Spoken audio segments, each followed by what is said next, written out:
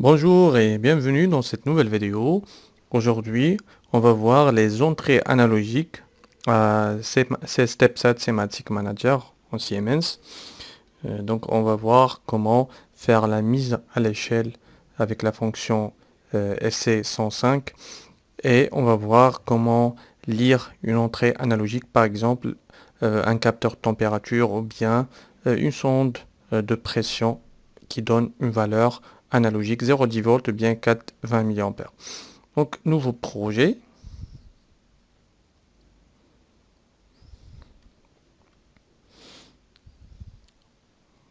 Donc, là, c'est cours analogique. OK.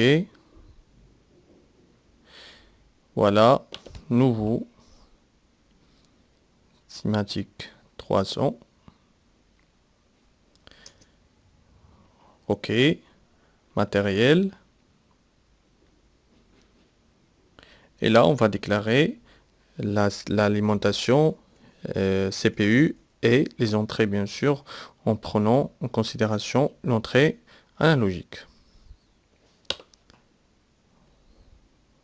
Donc là, je vais créer mon rack. Sémantique 300, rack, profilé. Après, chaque case correspond bien sûr à un équipement bien précis. Donc là, c'est la PS307 10 ampères par exemple. Là, c'est la CPU.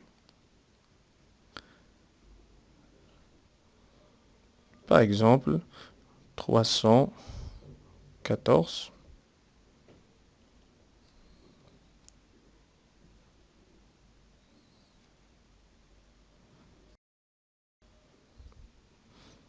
Et le 4. Donc le 3, c'est l'interconnexion entre les racks. On n'a pas besoin. Mais le 4, c'est les entrées, par exemple, SM, Analog Input. Je vais choisir un module 16 bits. Donc comme vous voyez, les entrées analogiques, il y a donc la résolution du capteur analogique numérique, c'est en bits. Donc il y a 12 bits, 13 bits, 16 bits. Voilà, donc notre rack est créé. Vous voyez ici les références et les modules ici avec les adresses.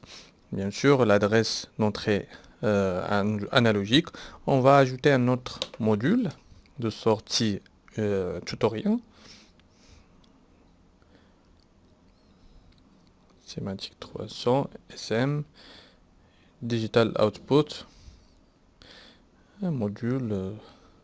Voilà, donc l'adresse c'est 4.5.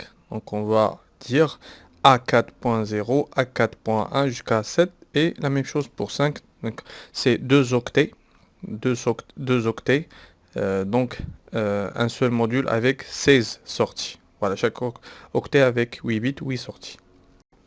Donc pour les entrées analogiques, vous pouvez les configurer soit en, bien sûr, tension en courant. Donc là, il y a général, le nom, l'adresse. Bien sûr, vous pouvez changer l'adresse. Et entrée. Donc là, il y a les entrées. Donc on a l'entrée 256 et bien sûr 271. Donc on a 1, 2, 3, 4. Donc 8 modules. Donc ici, vous pouvez choisir le type. Donc courant, c'est 420 mA. Pour les autres 2 octets, vous pouvez les mettre en tension, 0,10 volts. Par exemple, le 4,5, vous pouvez les mettre en courant. Et bien sûr, là, il y a 420 mA, 0,10, 20 mA, plus moins 20 mA, donc plus 20 mA, moins 20 mA. Donc en logique négative, positive. Et là, vous pouvez laisser plus, moins 10 volts. Donc vous avez le choix ici et là la fréquence bien sûr. Donc ça, c'est un réglage à faire durant l'installation des modules. D'accord? Donc on va enregistrer.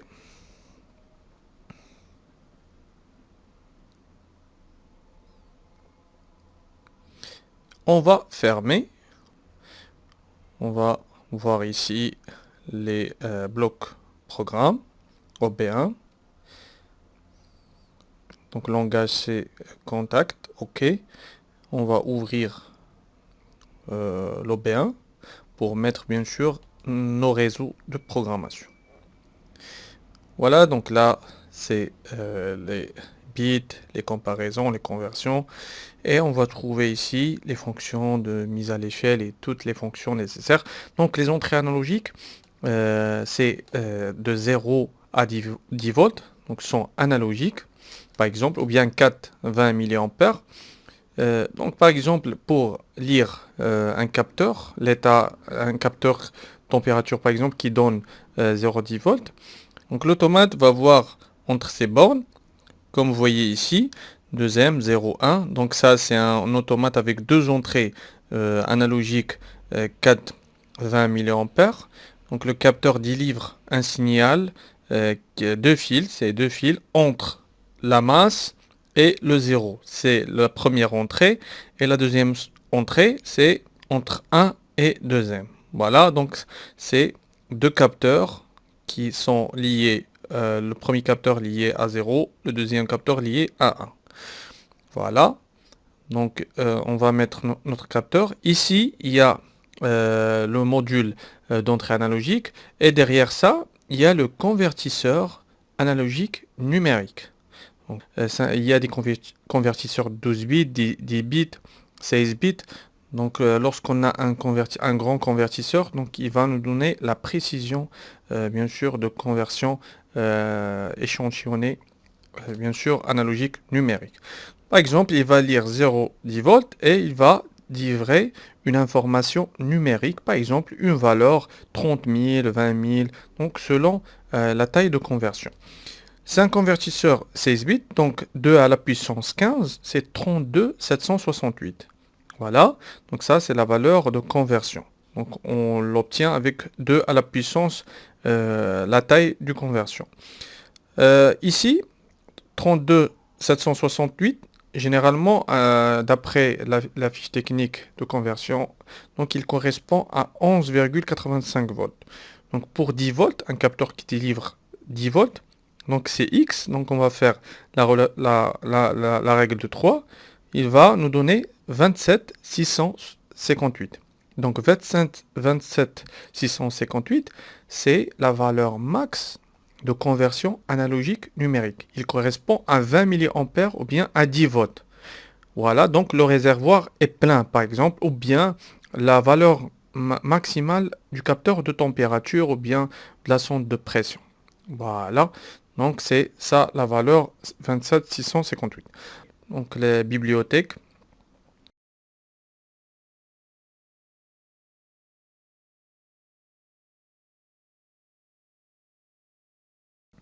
Library, voilà, TI-S7 Converting Block, on va chercher SC105. Voilà, c'est la fonction de mise à l'échelle. Donc là, on va mettre l'entrée analogique. Donc l'entrée analogique, parce que le convertisseur va nous donner une valeur numérique, 27 000, 30 000. Donc cette valeur numérique, il faut la formater, donner un format. Donc c'est la fonction de mise à l'échelle qui va faire ce format. Donc il faut obligatoirement pour les entrées analogiques faire ce méthode. Donc in c'est l'entrée analogique, mais nous on n'a pas une entrée réellement analogique, on n'a que la simulation. On va mettre par exemple MD 20 une mémoire. Bien, donc c'est double, on va mettre donc Word, voilà. Donc il y a une différence entre bien sûr Word MW et MT. Donc MT c'est seulement 2 octets. Donc MW c'est 2 octets, Word c'est 2 octets et double Word c'est 4 octets. Voilà. Donc là, on va mettre par exemple le 100 et là, on va mettre 0. Donc la valeur c'est Et puisque là c'est réel, on va mettre 100.0. Et là 0.0. Bipolaire, on va mettre un contact. Voilà. Et par exemple E 124.0.1 par exemple. Là, c'est la sortie réelle qui va être comparée ou bien exploitée. Donc c'est double word, par exemple 16. C'est bon. Et là, MW, c'est pour l'erreur. C'est l'erreur de conversion. MW 30 par exemple. C'est mémoire. Voilà. Donc on a fait la mise à l'échelle. Donc pour 0,10 volts, on va avoir 0 et pour 10 volts, on va avoir 100%. Cette valeur, on va l'exploiter, MD16, on va l'exploiter. On va faire quoi avec cette valeur? Je vais faire une comparaison, par exemple. La comparaison sera réelle. Je vais créer un nouveau réseau.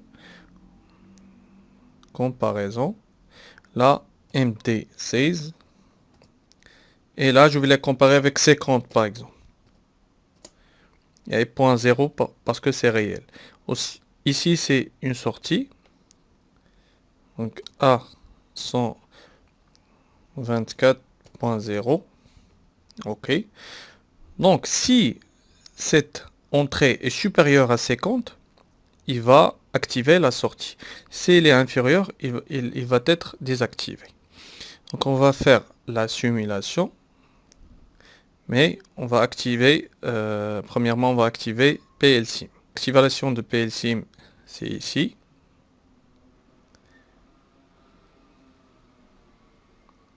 Je vais transférer le programme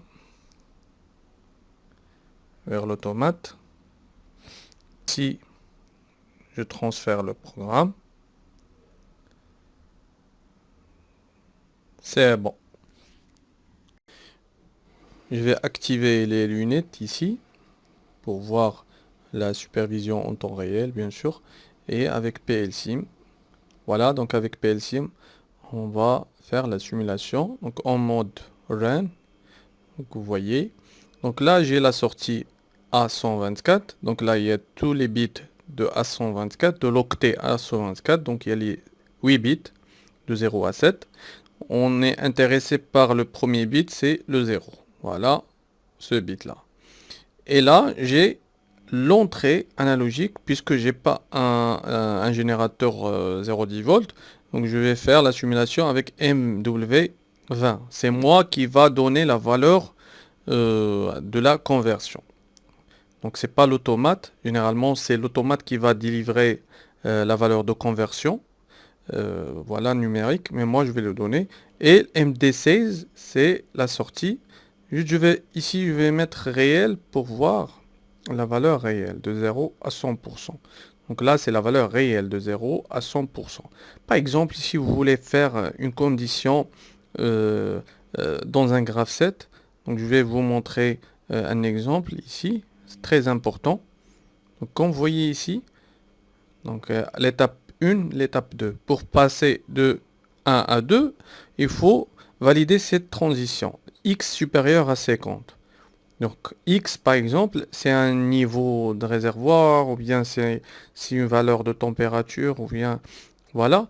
Donc comment on va faire traduire ce X supérieur à 50? Donc c'est pas tout ou rien, c'est pas un capteur tout ou rien. Donc c'est une comparaison entre, bien sûr, entre une valeur réelle et une consigne. Donc voilà, donc X, c'est la valeur analogique mesurée. Donc on va, ici, on va le mettre dans l'entrée analogique et le CAN va faire la conversion. Par exemple, je vais donner 0, c'est 0. Donc 27 658. Donc vous voyez 100%, c'est ici. Et là, la sortie est activée. Là, vous voyez la sortie est activée. Là, c'est 100%. C'est la même chose que ici. Voilà. Donc, si je mets par exemple 12 000. 12 000, c'est la valeur de conversion. Il correspond à une valeur analogique. Donc 27 658, c'est 10 volts. Sur 2, c'est 14 000 et quelques. Donc si c'est 5 volts, 12 000, c'est 3, quelque chose en volts. Donc vous voyez, la valeur, c'est 43%. Voilà, c'est 43%. Donc la sortie est désactivée. Voilà. Donc lorsque l'automate va lire 4,3 volts par exemple, le CAN, le convertisseur analogique numérique qui est dans le microprocesseur, il va donner 12 000, la valeur de conversion. Cette 12 000, on va l'exploiter ici avec la fonction dans la programmation pour faire la comparaison avec des valeurs réelles. Voilà comment ça se passe, les entrées analogiques. Donc on va mettre par exemple 6000, vous voyez 21%. Donc la sortie toujours désactivée. Je vais mettre 18 000. Donc vous voyez ici c'est activé, la sortie activée. On a 65%. Je suis supérieur à 50. Donc ici, je peux changer la valeur de consigne. Je peux mettre 60, 20. Donc comme vous voulez. Bien sûr. Donc je donne 22 000. Toujours activé, c'est 79%. 5 000, c'est 18%. 14 000, c'est 50,63. Donc la sortie est activée. 17 000, c'est 61%. Voilà. Donc la sortie est toujours activée. Donc c'est comme ça, on fait bien sûr fait convertir les valeurs analogiques numériques et on mesure les entrées analogiques 0,10 volts bien 4 20 mA. Donc j'espère que vous avez appris cette leçon. Si vous avez des questions, vous pouvez les poser en commentaire. Merci et au revoir.